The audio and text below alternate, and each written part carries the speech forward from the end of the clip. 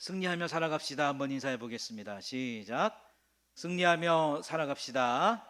음, 자, 우리 PPT를 한번 한 장 넘겨볼까요? PPT를 한 장 넘겨보면 오늘 본문이 가지고 있는 배경이 이렇습니다.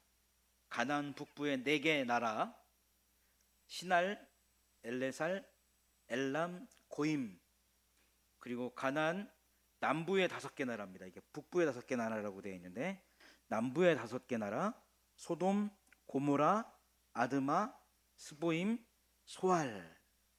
자, 이렇게 4나라와 5개 나라가 있었는데 한 번 또 넘겨볼까요? 남부의 5개 나라가 12년간 조공을 바치면서 잘 섬기다가 13년이 되던 해에 반역을 일으킵니다. 제가 할게요. 반역을 이렇게 일으킵니다. 그래서 이 북부왕 중에 엘람왕 그돌라오멜이라고 하는 사람이 연합군을 조직을 하죠. 그래서 북부의 4개 국가, 그러니까 그돌라오멜의 연합군이 남부의 5개 국가를 이기고 전쟁에서 승리를 합니다. 근데 문제는 무엇이냐면 이 전쟁에서 패한 남부의 5개 국가 중에 하필이면 아브라함의 조카 롯이 살고 있던 어디가 있었죠? 소돔이라는 곳이 있었고, 그 조카 롯이 모든 것을 빼앗기고 사로잡혀가는 그런 현실을 이렇게 맞이하게 되었습니다. 자, 오늘 이야기는 12년간 조공을 바치면서 속국으로 살았던 왕들이 13년째 되던 해에 조공을 끊고 반란을 일으킨 것으로 이렇게 시작이 됩니다. 반란의 소식을 들은 그돌라오멜이라고 하는 왕은 주변의 나라들과 연합군을 결성을 하죠.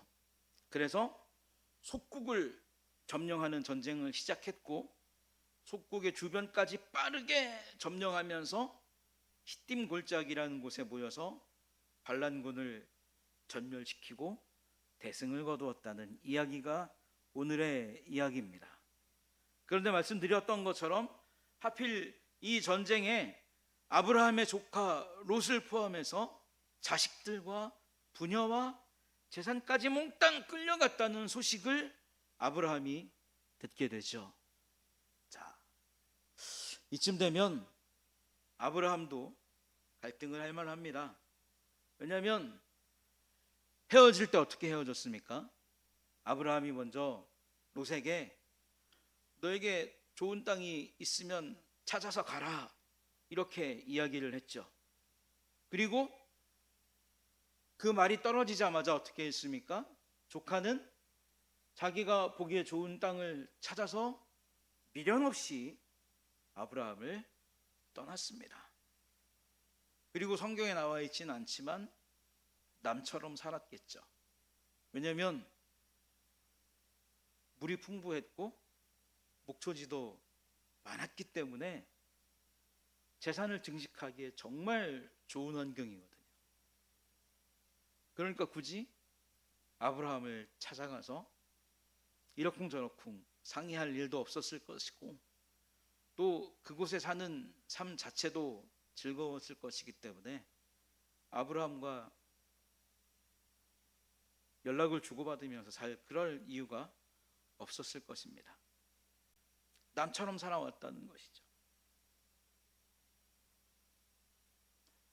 어떻게 보면 군사가 없는 아브라함이었기 때문에 그 엄청난 기세와 병력으로 무장한 탁월한 군인들과 싸워서 이길 수 있는 방법이 없어요. 왜? 군사가 없기 때문에 빠르게 점령해서 시딤 골짜기에서 완벽하게 대승을 거둔 그 연합군을 이길 재간이 아브라함에게는 없다는 겁니다. 그러니까 어떤 결론이 내려지냐면, 인간적으로 생각하면 그거 조카 구하러 가야 된다는 거예요? 안 가야 된다는 거예요? 굳이 구하러 갈 필요가 없다는 거예요. 그런데 아브라함은 끝내 자기의 집에서 훈련한 318명을 이끌고 원정길에 올라갑니다. 물론 전적인 하나님의 도우심과 은혜로 끌려갔던 조카의 가족과 모든 것을 다 되찾아오죠. 여러분, 대부분 세상의 평화는 무엇으로 유지됩니까? 힘으로 유지돼요. 욕심에 이끌려 살아가는 삶은 어려움을 만나게 되고 하나님의 은혜가 있어야만 이길 수 없는 전쟁에서 이긴다는 평범한 이야기로 오늘의 이야기가 끝을 맺을 수 있습니다. 그래요. 세상은 힘의 논리가 지배하기 때문에 어느 한쪽이 월등하게 힘이 세면 평화가 유지됩니다. 그리고 욕심에 이끌려 살아가는 삶은 어려움을 만나게 된다는 이야기가 오늘 이야기에 들어있어요. 롯이 자기 욕심에 따라 살아갔기 때문에 어려움을 만나지 않습니까? 그리고 318명을 가지고 어떻게 그 수많은 군사를 가진 연합군을 이길 수 있었겠어요? 하나님의 은혜가 아니면 결코 이길 수 없다라고 하는 평범한 이야기로 오늘의 말씀이 끝을 맺을 수 있다는 겁니다. 하지만 우리는 여기에서 한 가지 짚고 넘어가야 될 것이 있다는 거예요. 왜 하나님께서 아브라함을 도우셨는가? 다시 말하면 어려움 속에 살아가는 우리 인생들을, 힘든 삶을 살아가는 우리 인생들을 하나님은 왜 지금 돕고 계시는가를 우리가 정확히 짚고 넘어가야지만 이 이야기에서 아브라함이 승리할 수 있었던 근본적인 배경을 깨닫고 우리도 그렇게 살아감을 통해서 하나님의 도우심을 통해 승리할 수 있는 삶을 살아갈 수 있다는 겁니다. 살아가는 성도 여러분, 과연 아브라함이 어떤 삶을 살았기에 하나님께서 그를 도우시는 은혜를 베푸셨을까요? 창세기 13장 18절을 보면 롯이 떠난 후에 하나님의 언약을 받은 아브라함은 헤브론에 있는 마므레 상수리 스풀에 이르러 거주하면서 여호와를 위해 제단을 쌓았다라고 하는 내용이 나와 있습니다. 그리고 오늘 우리가 함께 읽었던 본문 13절에 보면 함께 읽어볼까요? 13절 한번 읽어보겠습니다. 시작. 도망한 자가 와서 히브리 사람 아브라함에게 알리니 라고 이렇게 되어 있죠. 네, 히브리 사람 아브라함이라고 하는 말이 등장합니다. 여기서 히브리 사람이라고 하는 말은 어떤 뜻이냐면 건너온 사람이라고 하는 뜻을 가지고 있습니다. 그러니까 가나안 사람들이 아브라함을 볼 때는 한번 우리 봅시다. 앞에 PPT가 이렇게 나와 있는데 히브리 사람의 뜻이라는 말은 무엇이냐면 아브라함을 지칭하는 말로서 건너온 자라고 하는 뜻이에요. 그러니까 이것은 아브라함이 가나안 사람들에게 어떤 존재로 비춰졌는지를 설명하는 말이다라고 하는 겁니다. 그러니까 가나안 사람들이 아브라함을 볼 때 그는 강을 건너와서 자신들의 땅에 들어와서 살아가는 이방인이다라고 하는 그의 정체성을 분명히 보여주고 있다라고 하는 거죠. 더 살펴볼 것은 13절에 보면 아모리 족속이라고 하는 말이 나오는데 그 다음에 동맹한 자들이라고 하는 말도 같이 나옵니다. 여러분, 우리가 잘 알고 있는 것처럼 아브라함 당시의 가나안 땅은요, 한번 보여주세요. 아브라함 당시의 가나안 땅은요, 아모리 족속을 비롯해서 원주민들이 바알과 아세라와 아스다롯과 같은 우상을 이미 섬기고 있는 땅이었다는 겁니다. 이렇게 되면 아브라함에게 다양한 문제가 찾아왔다는 것을 우리는 너무나 불보듯 뻔하게 알 수 있다는 것이죠. 제가 통영에 온 지 이제 4년이 되었습니다. 햇수로 4년이 됐는데 아직도 우리 집사님들이 뭐라고 막 말씀하시면 못 알아듣는 게 있어요. 그래서 집에 가서 저희 아내하고 이야기합니다. 야, 아까 우리 권사님이 하신 말씀이 뭐야? 집사님이 하신 말씀이 뭐야? 간혹은 내가 한국 땅에 살아가는 이방인과 같은 그런 마음을 가질 때가 있어요. 아브라함에게 그런 소외감이 없었을까요? 먼저 그는 이방인입니다. 부족을 형성하면서 살았던 당시에 다른 땅에서 건너온 아브라함은 삶의 방식도 달랐고 문화와 같은 면에서 전혀 다른 삶의 양상을 가지고 있었을 것이죠. 그런데 문제는 무엇이냐면 건너온 사람이 삶의 양식도 다르고 방식도 다르고 문화도 다른데 우리보다 많은 수의 가축과 재산과 하인까지 거느리고 있으면 가나안 사람들이 볼 때 아브라함을 고운 눈으로 보겠습니까? 아니면 곱지 않은 눈으로 보겠습니까? 곱지 않은 눈으로 본다는 거예요. 그러니까 아브라함은 늘 가나안 사람들을 신경 쓰면서 피곤할 수밖에 없다는 겁니다.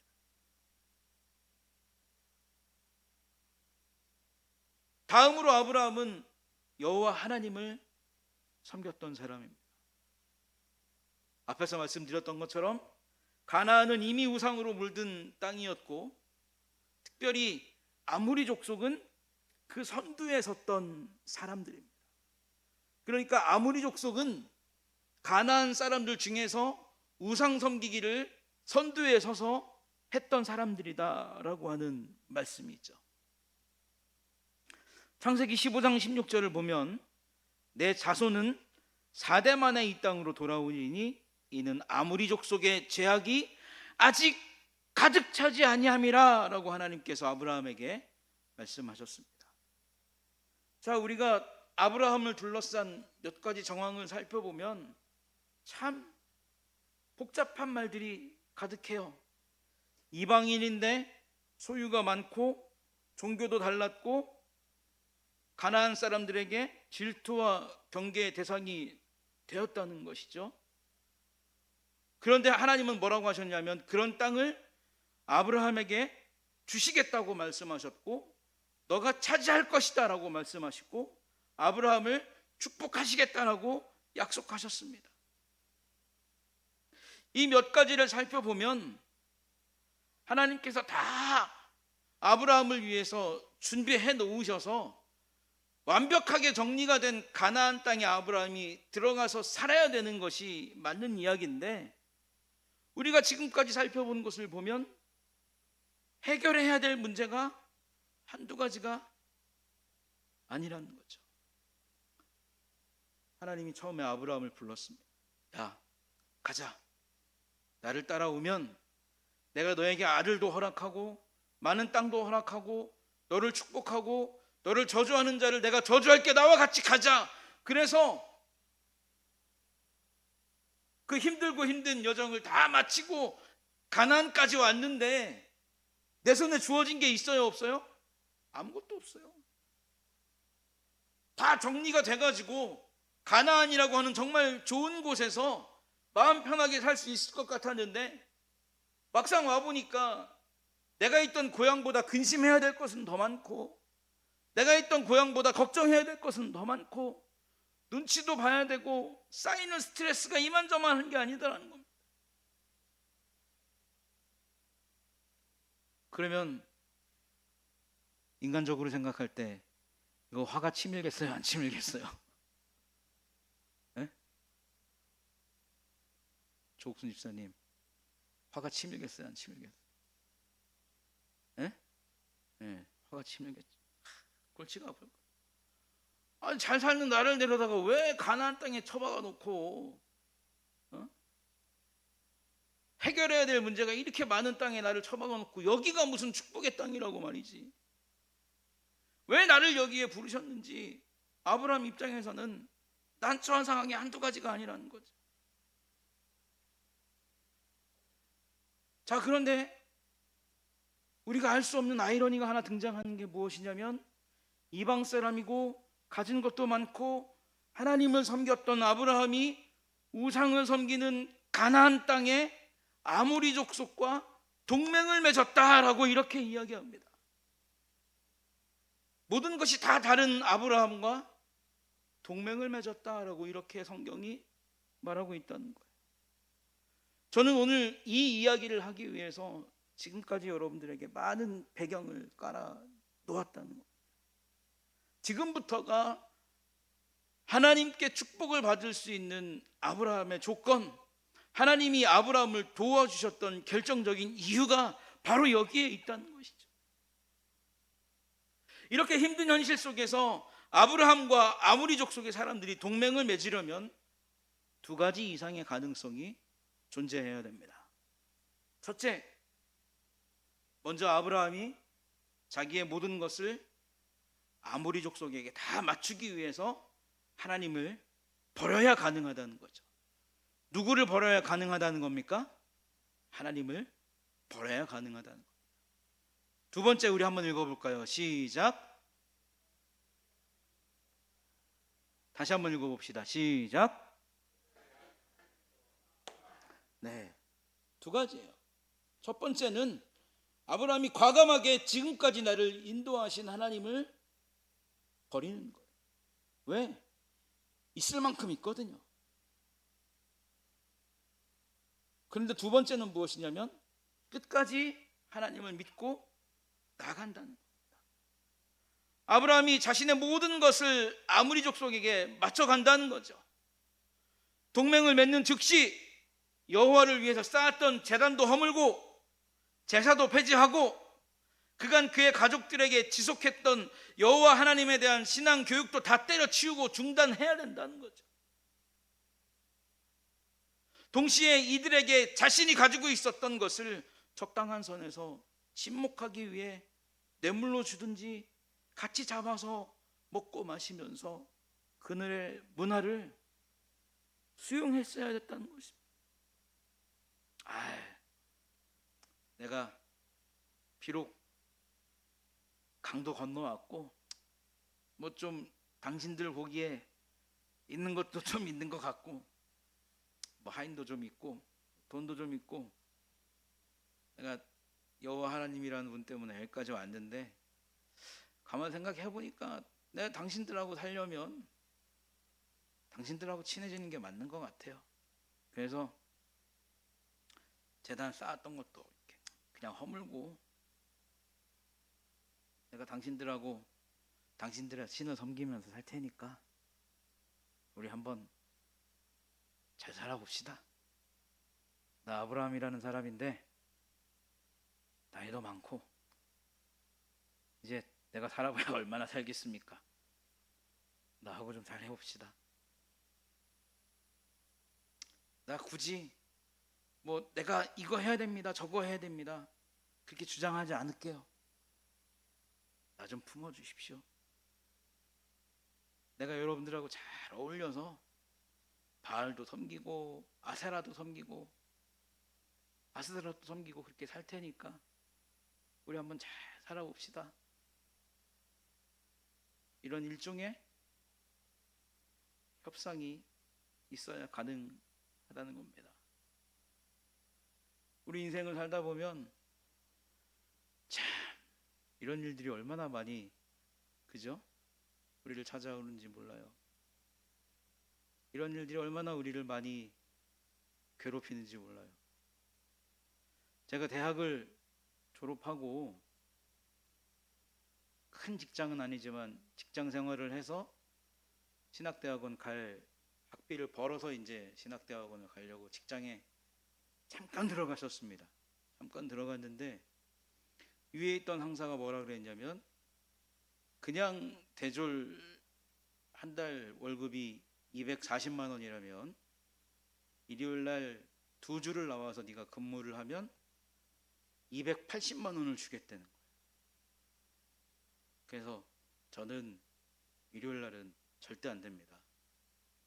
일요일은 예배해야 되고 내가 목사 되려고 회사 잠깐 다니는 사람인데 일요일을 포기해가면서까지 돈 벌 필요가 없습니다. 그랬더니 그 다음 날부터, 월요일부터죠.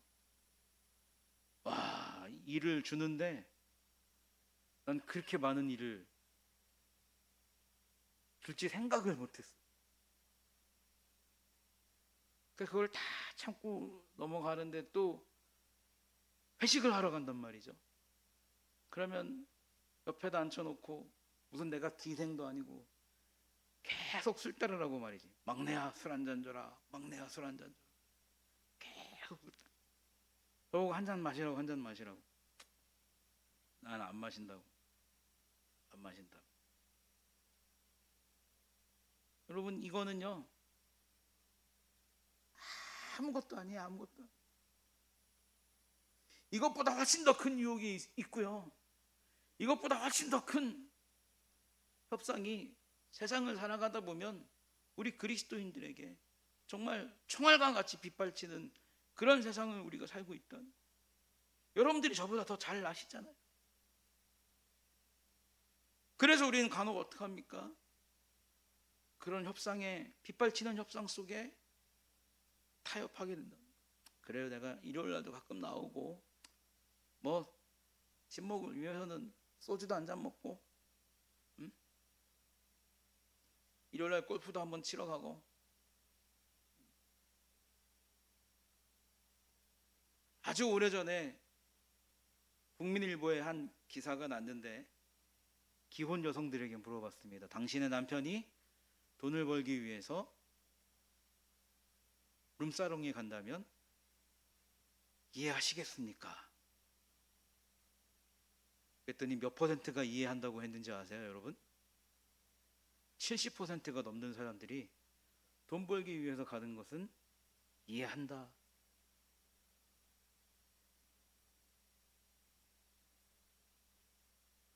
그래야지만 세상을 살아갈 수 있는 구조가 돼 있고, 그래야지만 세상에서 버틸 수 있는 구조가 지금 완벽하게 갖춰져 있기 때문에 적당한 협상과 적당한 타협이 아니고서는 세상을 살아갈 수 있는 힘이, 세상을 살아갈 수 있는 기술이 없는 것처럼 우리에게 보입니다. 아브라함도 이렇게 살지 않았을까요? 또 하나 우리가 제기해 볼 수 있는 가능성은 무엇이냐면, 가나안 땅에 살다 보니까 사람들 사이에 아브라함에 대한 소문이 파다하게 퍼져 있었다는 겁니다. 저 사람은 강을 건너온 사람이고 우리랑 문화도 다르고 종교도 다르다. 오자마자 우리에게 잘 보일 생각은 하지도 않고 자기의 신을 위해서 제단을 쌓고 우리와는 전혀 다르게 예배를 드린다. 예배를 드려도 되는지 허락도 안 받았고 제단을 쌓아야 되는지 물어보지도 않았다. 그것뿐만이 아니라 뭘 가르치는지는 모르겠지만 매일 집안 사람들을 모아가지고 무엇인가를 교육하고 있는데, 아마도 그것은 자기가 믿고 있는 신에 대한 이야기와 자기가 믿고 있는 신에 대한 예배에 대한 이야기가 아닌가 생각한다.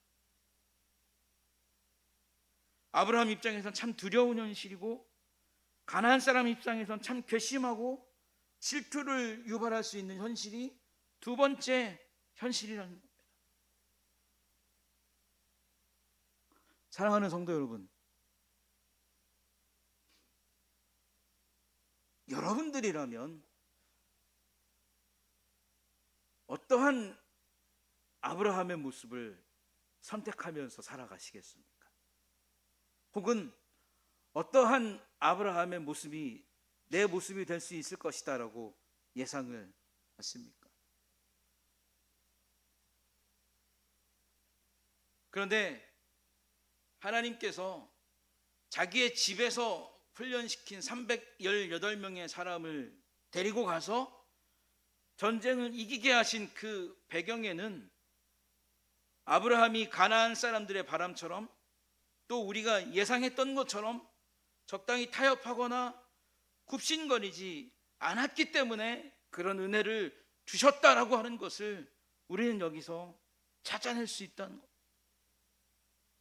늘 하나님을 예배하고 섬기기를 기뻐했다는 거죠. 성경은 아브라함을 굳이 히브리 사람이라고 표현해 놓았다는 겁니다. 왜? 그가 가나안에 온 이유가 누구 때문입니까? 하나님 때문이라는 거예요. 그가 거기에서 부를 이룰 수 있었던 것이 누구 때문이라는 겁니까? 하나님 때문이라는 거예요. 그리고 그가 여기에 와서 무슨 일인가를 해야 되는데 그게 누구를 위한 일이라는 겁니까? 하나님을 위한 일이라는 거예요. 아브라함이 여기에서 더 잘 되는 방법이 있는데 그것이 누구를 섬길 때 더 잘 되느냐? 힘들지만 하나님을 굳게 믿고 의지하는 방법 외에는 아무것도 없다는 사실을 여기에서 보여주시기 위해서 하나님은 이 스토리를 이 가운데 끼워 두셨다는 겁니다.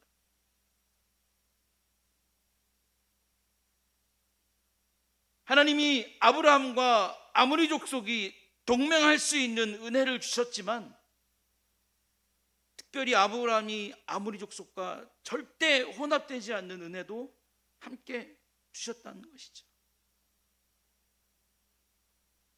가나안 땅의 사람들은 자기 땅이기 때문에 어디를 어떻게 가야 되는지, 어디에 좋은 것이 있는지, 어디로 가면 편리하게 이동할 수 있는지 모든 것을 다 꿰뚫고 있어요. 간혹 큰 교회 목사님들이 이제 저에게 전화해가지고 밥 사준다고, 조 목사 어디로 와? 예, 마치 아는 것처럼 얘기하고 뚝 끊어요. 그리고 휴대폰으로 찾아봅니다. 거기가 어딘지. 4년이 지났는데 아직도 통영 땅을 몰라요. 기껏 아는 게 이제 뭐 열방교회가 어디 있는지, 어느 교회가 어디 있는지 그 정도만 알고, 뭐 이마트, 롯데마트가 어디 있는지 그 정도만 알지 뭐가 어디 있는지 몰라요. 그러니까 어떡하냐면 맨날 스마트폰으로 검색을 해서 찾아가야 되고 내비로 검색을 해서 찾아가야 되고, 그게 아직까지 통영에 4년을 살고 있는 저의 일상이라는 겁니다. 아브라함은 오죽했겠어요. 어디로 가야 될지도 모르겠고, 가나안 땅이 어떻게 생겨 먹은지도 모르겠고, 어디에 가야 뭐가 있는지도 잘 모르는 그 제한적인 환경 속에서 하나님을 섬기는 아브라함에게 하나님은 그곳에 살고 있는 이방인들보다 더 큰 은혜를 주셨고, 더 큰 만족을 주셨고, 더 큰 축복을 주셨다라고 하는 겁니다. 그래서 저 건너온 사람, 저 히브리 사람, 저 엄청난 사람을 우리가 함부로 건드릴 수 없어. 많은 것을 가지고 있고 많은 것을 소유하고 있는데 우리보다 가나안을 잘 모르거든. 우리보다 제한적으로 움직이거든. 그런데 어떻게 된 이유인지 우리보다 잘 살아. 우리보다 부유해. 늘어나는 속도도 우리보다 훨씬 빨라. 그러니까 우리가 저 사람을 건드리면 안 되는 거야. 우리가 저 사람과 동맹을 맺어야 돼. 하나님은 제한적인 상황 속에서도 하나님을 섬겨가고 있는 아브라함에게 모든 것이 역전되는 은혜를 주셨다라고 하는 사실. 사랑하는 성도 여러분, 우리가 주일 하루를 더 나가서 일을 하면, 제가 이거 예전에 노가다 할 때 알았거든요. 특별히 토요일, 일요일 날 일을 하면 기본이 2배입니다. 기본 일당의 2배. 그죠? 2배를 줍니다. 만약에 평일에 9시부터 6시까지 하면 10만 원을 준다. 그러면 일요일 날은 20만 원을 줘요. 그리고 6시부터 연장 근무가 들어간다. 그러면 평일 날은 1.5배를 주는데 주말은 2.5배를 줍니다. 그러니까 돈이 엄청나게 불어나는 그런 시스템을 지금 현대사회가 가지고 있다는 거죠. 왜? 내가 쉴 수 있고 놀 수 있는 것을 포기했기 때문에. 그러면 사람들은 당연히 뭐를 선택합니까? 한 번 덜 놀고 한 번 덜 쉬고 돈 버는 걸 선택하겠죠. 그런데 아브라함은 뭘 선택했냐면 돈 덜 벌고 덜 모으고 덜 일하고 하나님을 예배하는 것을 선택했다라고 하는.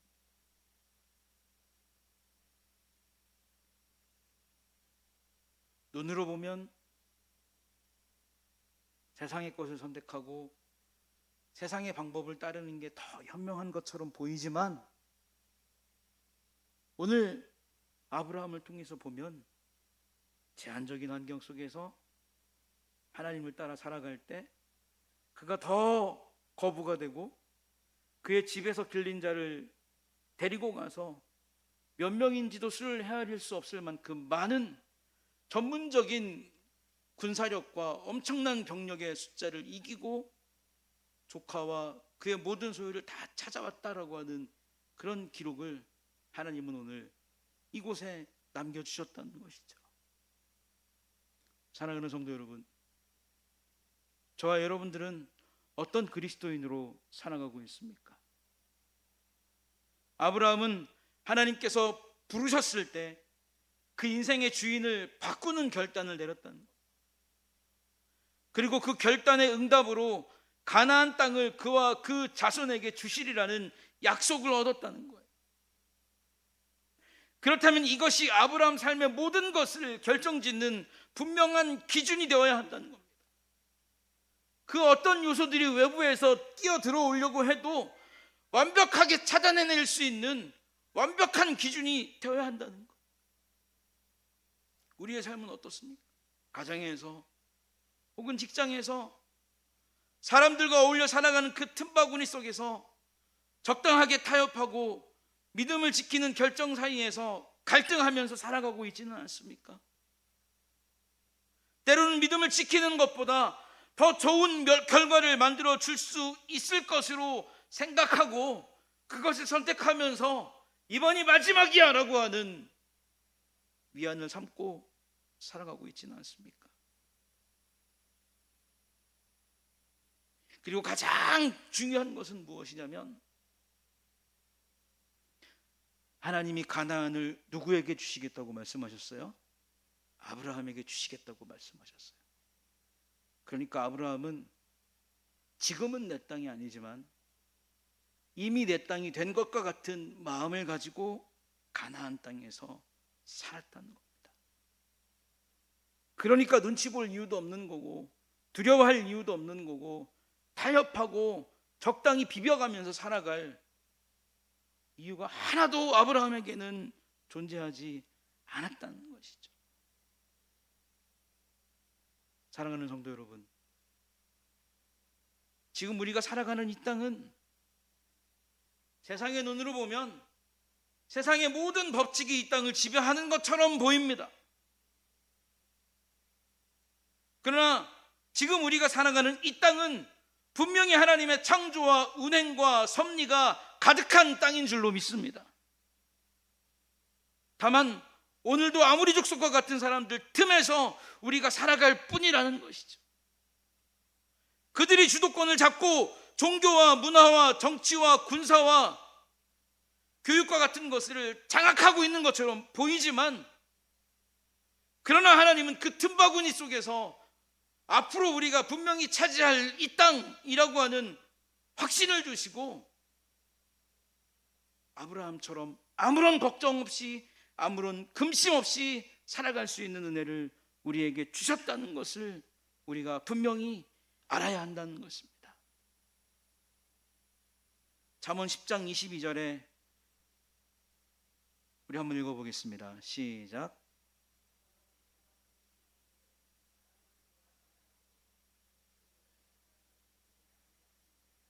그래요.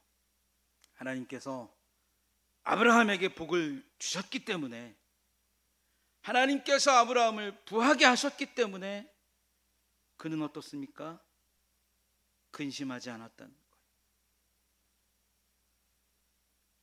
이 삶의 원리가 저와 여러분들이 이 땅을 살아가는 삶의 원리가 되기를 축복합니다. 기도하겠습니다.